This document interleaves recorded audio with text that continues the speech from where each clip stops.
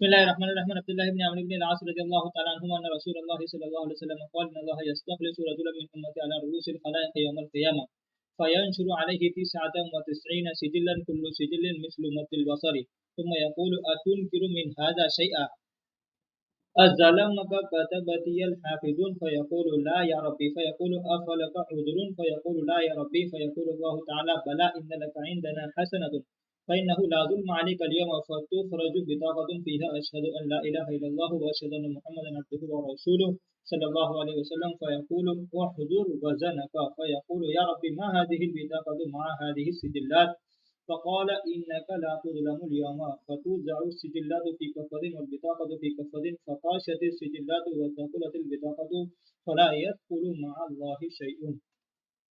हुज़ूर अकरम सल्लल्लाहु अलैहि वसल्लम का इरशाद है कि क़यामत के दिन मेरी उम्मत के में से एक शख्स को मुंतखब फरमाकर अल्लाह ताला तमाम दुनिया के सामने बुलाएंगे और उसके सामने 99 दफ्तर आमाल के खोलेंगे।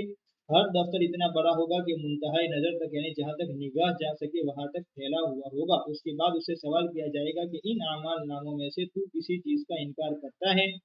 क्या मेरे इन फरिश्तों ने जो आमाल लिखने पर मुतय्यन थे उस पर कुछ जुल्म किया है कि कोई गुनाह बगैर किए हुए लिख लिया हो या करने से ज़्यादा लिख लिया हो?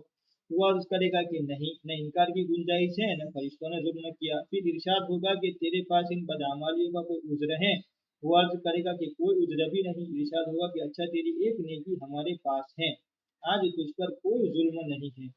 फिर एक कागज़ का पुर्जा निकाला जाएगा जिसमें अशहदु अन ला इलाहा इल्लल्लाह व अशहदु अन्न मुहम्मदन अब्दुहु व रसूलुहु सल्लल्लाहु अलैहि वसल्लम लिखा हुआ होगा।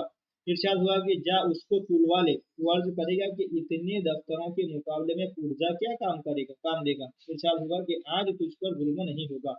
फिर उन सब दफ्तरों को एक पलड़े में रख दिया जाएगा और दूसरी जानिब वो पुर्जा होगा तो दफ्तरों वाला पलड़ा उड़ने लगेगा उस पर उस पुर्जे के वजन के मुकाबले में।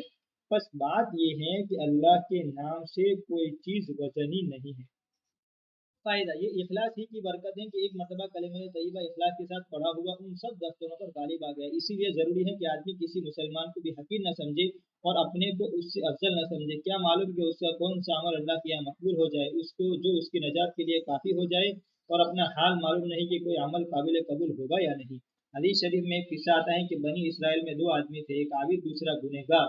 वो आबिद उस गुनहगार को हमेशा टोका करता था। वो कहता था कि मुझे मेरे खुदा पर छोड़। एक दिन उस आबिद ने गुस्से में आकर कह दिया कि खुदा की कसम, तेरी मग़फ़िरत कभी नहीं होगी। अल्लाह शाह ने आलम अरवाह में दोनों को जमा फरमाया और गुनहगार को इसलिए कि वो रहमत का उम्मीदवार था माफ़ फरमाया, और आबिद को इस कसम खाने की पादाश में अजाब का हुक्म फरमा दिया।